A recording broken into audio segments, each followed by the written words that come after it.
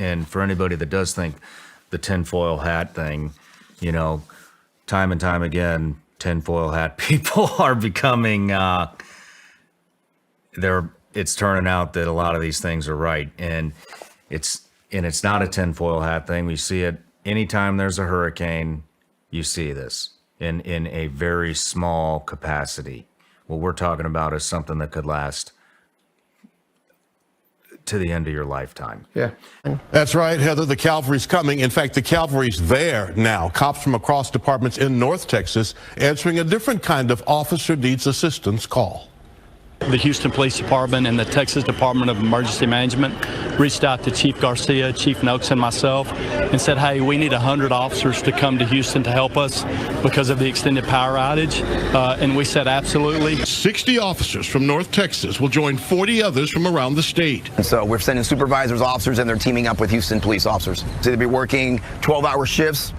They were working during the evening hours, which was their most critical time of need. Much of the city's residents and businesses without power. Thousands of traffic signals down. 12 hospitals not able to discharge patients to homes without electricity. Ambulances holding patients for hours because hospitals have no room. The state has turned NRG Stadium into a field hospital to serve as many as possible. And like others, officers have homes damaged and in the dark. And our department is very thankful because that's going to give our chance to maintain our constant coverage because the neighborhoods are not uncovered. We're out there and we're out there in force, but this will allow a few of them to be able to go home, take care of some things that they need so that they can come back to work because if they're worried about their families, the focus is not 100% on the threat. The power problem is the greatest threat.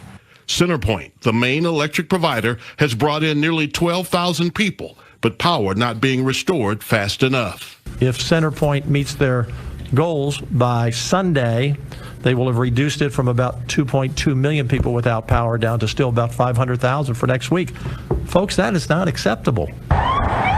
Mid-afternoon Thursday, the North Texas Cop Car Caravan arriving in Houston, bringing the help they need. We got your backs. I know Chief Satterwhite is going to have your back as well. And I guarantee you the city of Houston appreciates all the help that we're giving them. So thank you. God bless you all, and please stay safe. Now, this is the first time law enforcement's been used in Texas in a mutual aid response kind of way. The state will pay all expenses, including salaries, for the time the officers are gone, about 4 days, just like they do with firefighters who head out to assist in disasters. Roll call and the first 12-hour shift tonight. Hey YouTube world, Harvest is Plenty. Thanks for stopping by to check out the video. Please don't forget to hit that thumbs up button for me. So it's day 6, and a lot of people in Texas, Houston, is still dealing with power outages and a lot of other issues. It's so unfortunate. I have a lot of love for the city of Houston. I have a lot of empathy and sympathy for the residents there. As I said before, I have family and friends who live in the Houston area. Man, so unfortunate. And as usual, when crisis hit, there's a lot of finger pointing and the blame game just continue to go on and on and on and on. Now, Houston is the 4th largest city, and they're dealing with this unfortunate situation. Out of my own curiosity, I want to find out what were the top 5 largest cities in America, and I have the numbers for you guys. So number 1 is New York City, coming in at around 8.2 million people. Number 2 is LA, Los Angeles, California, and they're coming in at around 3.8 million. Chicago, Illinois at number 3 with 2.6. Houston at number 4 with 2.3 million. And rounding out number 5 is Phoenix, Arizona with around 1.6. Now, the trouble that Houston is dealing with right now, that could actually take place in those other large cities. Matter of fact, in the early 2000s, there was a blackout in New York City that affected a lot of the East Coast, even reaching up into Canada. I did a video about that. I think it's called 24 Hours to Survive or something. I would try to link it below. Take a look at that. But imagine New York City on day 5 or day 6 with no power, or Chicago, or any one of those other cities, LA. It will be complete chaos. So guys, it's best to be self-reliant. As I said before, get out, meet your neighbors, because you may have to rely on them. They may have to rely on you. Build yourself an emergency kit and find a backup power supply. because there's something far greater that's coming to America. World Economic Forum chieftain Klaus Schwab said that what's coming, this next cyber pandemic or this major cyber attack, is going to be 1,000 times worse than what the people are facing in Houston, and it's going to make the pandemic look like child's play. So guys, heed the warning. You know, you can either listen to me now or you can learn the lessons later on, but I just hope that you prepare now and get ready for what's coming. I love you guys. May God continue to bless you and your family. I'd like to go over and paint a picture of what it looks like if our power grid were to go down. And you did an amazing job of that in your documentary. Well, thank you. So essentially what would go down is, and really there's misperceptions sometimes about the power grid going down. Sometimes it's out for a couple days. Normally it happens regionally. You know, it's a pain in our neck. And sometimes if it might go down regionally, we might have, you know, another state or another city come in to help us out. What we're talking about here is two different amplifiers. One, if it's nationwide, then you don't have, you know, Houston able to help out Louisiana as an example. You know, then we have to count on France.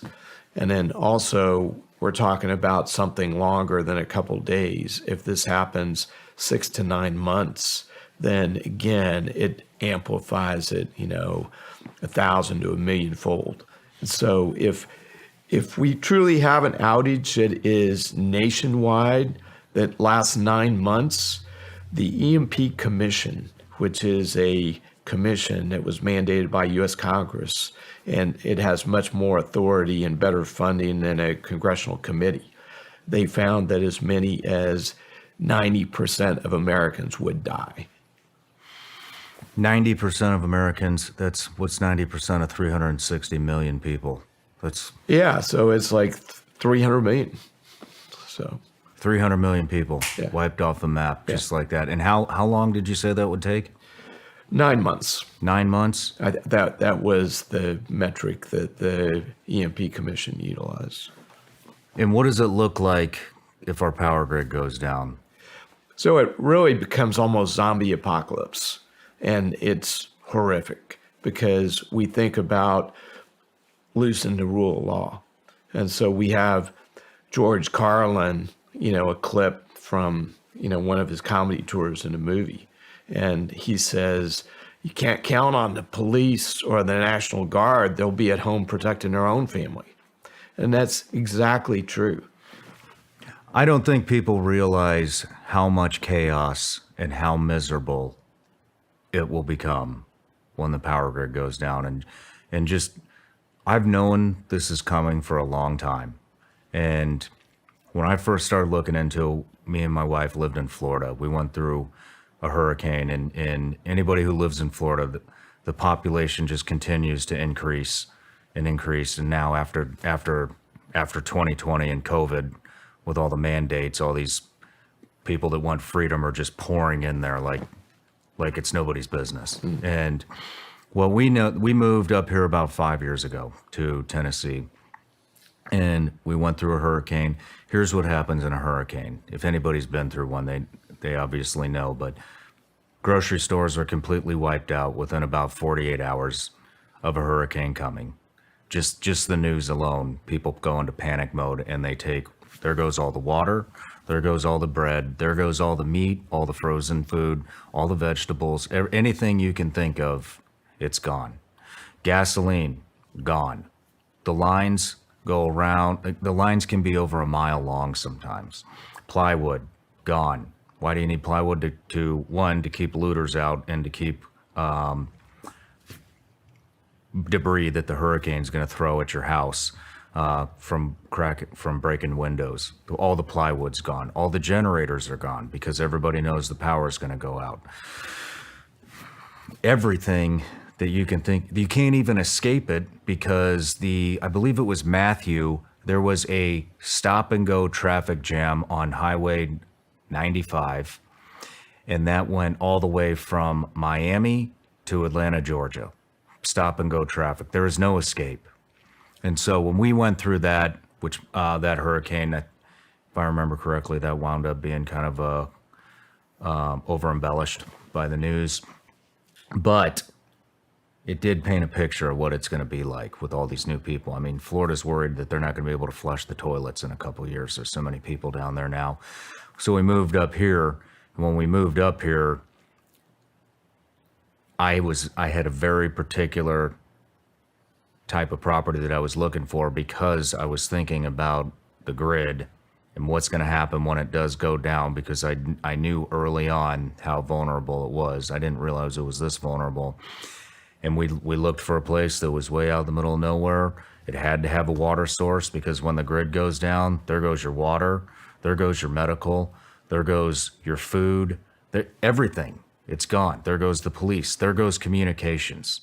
You think you're going to talk to your elderly parents? Nope. That's over. No cars, especially if it's an EMP. An EMP will destroy any electronic device within its range. And help me out here. There's a lot more, that needs to be said about what this looks like in a never ending, 9 months, just 9 months alone.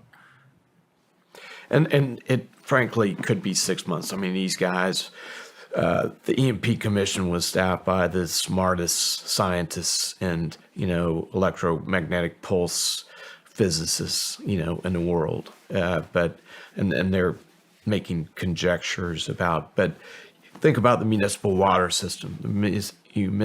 The municipal water system is 100% dependent upon the grid.